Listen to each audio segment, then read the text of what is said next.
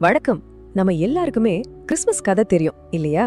ஆனா அந்த எளிமையான கதைக்கு பின்னாடி இருக்கிற ஆழமான இறையியல் ரகசியங்கள் என்ன?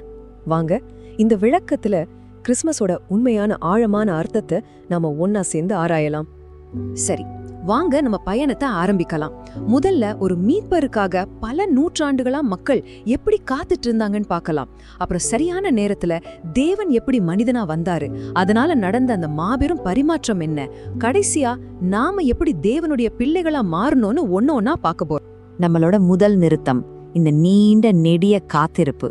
முதல் வாக்குறுதி கொடுக்கப்பட்டதிலிருந்து தலைமுறையா மக்கள் எப்படி ஒரு நம்பிக்கையோட காத்துக்கிட்டு இருந்தாங்கன்னு பார்க்க போறோம். இந்த டைம்லைனை பாருங்களேன். ஏதன் தோட்டத்துல மனுஷன் விழுந்ததுக்கு அப்புறம் கொடுக்கப்பட்ட அந்த முதல் வாக்குறுதி, அதாவது பெண்ணோட வித்து பாம்போட தலைய நசுக்கும்னு சொன்னது, அந்த ஒரு நம்பிக்கை தான் பல நூற்றாண்டுகளா தலைமுறையா மக்களை வழிநடத்திட்டு வந்திருக்கு. யோசிச்சு பாருங்க, ஆதாமிலிருந்து ஆபிரகாம், ஈசாக்கு, யாக்கோபு வரைக்கும் எத்தனையோ முற்பிதாக்கள் இந்த வாக்குறுதியை மட்டும் நம்பி வாழ்ந்தாங்க.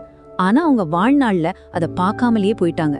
அவங்க எதிர்பார்த்த அந்த மீட்பரை அவங்க கண்ணால பார்க்கவே இல்ல. அது மட்டும் இல்ல, மோசேயை போல சட்டத்தை கொடுத்தவங்க, தாவீது போல பெரிய பெரிய ராஜாக்கள், அப்புறம் மெசியாவோட வருகையை பத்தி சொன்ன தீர்க்கதரிசிகள், இவங்க யாருமே கூட அந்த வாக்குறுதி நிறைவேறத பார்க்க முடியல. சரி, அப்போ அடுத்த கட்டத்துக்கு போலாம். இவ்ளோ பெரிய காத்திருப்புங்கிறது வெறும் தாமதம் இல்ல, அது பரலோகத்தோட ஒரு கச்சிதமான சரியான திட்டம்னு புரிஞ்சுக்க போறோம். இப்ப நம்ம மனசுல ஒரு பெரிய கேள்வி வரும் இல்லையா? எதுக்காக இவ்ளோ பெரிய காத்திருப்பு? தேவன் ஏன் உடனே மீட்பரை அனுப்பல? நம்ம அடிக்கடி சொல்ற ஒரு விஷயம் உண்டு, அவர் நீங்க நினைக்கிற நேரத்துல வரமாட்டாரு, ஆனா எப்பவும் சரியான நேரத்துல வருவாருன்னு. இது வெறும் மீட்பரோட வருகைக்கு மட்டும் இல்ல, நம்ம வாழ்க்கையில தேவன் செயல்படுற விதம் எல்லாத்துக்குமே இது பொருந்தும். அப்போ இங்க ரொம்ப முக்கியமான விஷயம் என்னன்னா, இந்த கால முழுமை அடைதல்ங்கிறது சும்மா காத்துட்டு இருந்தது இல்ல, அது ஒரு தயாரிப்பு. வரலாற்றுல தேவன் தன்னோட மகனை அனுப்புறதுக்கு எல்லா சூழ்நிலைகளும் சரியான ஒரு புள்ளியில வந்து சேர்ந்த அந்த தெய்வீகமான துல்லியமான ஒரு தருணம் அது. சரி, மீட்பர் எப்ப வந்தாருன்னு பார்த்துட்டோம். ஆனா அதை விட ஆழமான ஒரு கேள்வி இருக்கு. அந்த மீட்பர் யாரு? இந்த ஸ்லைடு பாருங்க, இத ரொம்ப அழகா விளக்குது. கிறிஸ்மஸ்ங்கிறது திருத்துவ தேவனோட ஒரு கூட்டு முயற்சி. பிதா வந்து குமாரனை அனுப்புறாரு, குமாரன் ஒரு பெண்ணுக்கு மகனா பிறக்கிறாரு, பரிசுத்த ஆவியானவர் நம்ம இதயத்துக்குள்ள வராரு. இது ஒரு கச்சிதமான தெய்வீக திட்டம். இது கொஞ்சம் ஆழமான இறையல் கருத்து, ஆனா புரிஞ்சுக்கிறது ரொம்ப முக்கியம். வந்த மீட்பர் வந்து பாதி தேவன் பாதி மனுஷன் அப்படி இல்ல, ஒரே நபர்ல அவர் 100% தேவனாகவும் 100% மனிதனாகவும் இருந்தாரு. இந்த உண்மைக்கு இறையல்ல ஹைப்போஸ்டாட்டிக் யூனியன்னு சொல்லுவாங்க. யோசிச்சு பாருங்க, இது கிறிஸ்துவோட தாழ்மையை எவ்வளவு அழகா காட்டுதுன்னு.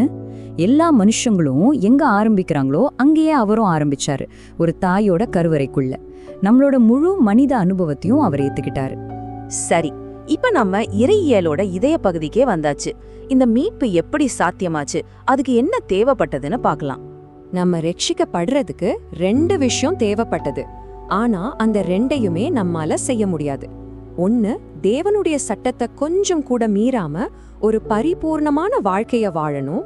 இன்னொன்னு, நம்ம சட்டத்தை மீறினதுக்காக, நம்ம பாவத்துக்காக அந்த தண்டனையை ஏத்துக்கணும். கிறிஸ்து நமக்காக இந்த 2யுமே செஞ்சார். இந்த நம்பவே முடியாத தெய்வீக பரிமாற்றத்துக்கு பேருதான் இரட்டை பற்று வைப்புன்னு இறையியல்ல சொல்லுவாங்க. இதுதான் நற்செய்தியோட மையம்.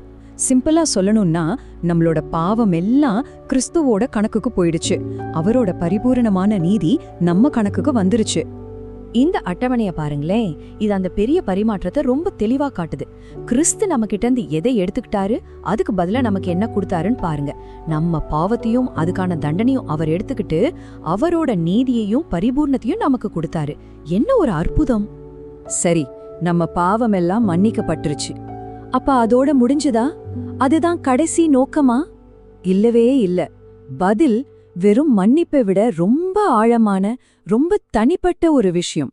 கடவுளுடைய வார்த்தை ரொம்ப மரியாதையா சொல்ற மாதிரி, கிறிஸ்துமஸோட உண்மையான நோக்கம் நம்மள சத்தத்தோட பிடியிலிருந்து மீட்பது மட்டும் இல்ல, நாம புத்திர ஸ்வீகாரம், அதாவது தேவனுடைய பிள்ளைகளா தத்தெடுக்கப்படணுங்கிறது தான். அப்ப பாருங்க, கிறிஸ்துமஸோட இறுதி இலக்கு வெறும் பாவ மன்னிப்பு இல்ல, அது ஒரு குடும்பம்.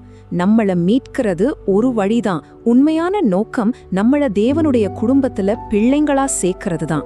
கடைசியா இந்த ஒரு கேள்வியோட நான் உங்களை யோசிக்க வைக்க விரும்புறேன். நம்ம கிறிஸ்மஸை ஏன் கொண்டாடுறோம்னு ஆழமா புரிஞ்சுக்கிட்டா நம்ம என்ன கொண்டாடுறோங்கிறதையும் மாறிடும் இல்லையா? இந்த விடுமுறை நாட்களை நீங்க ஒரு புது ஆழமான கண்ணோட்டத்தோட அணுகுவீங்கன்னு நான் நம்புறேன்.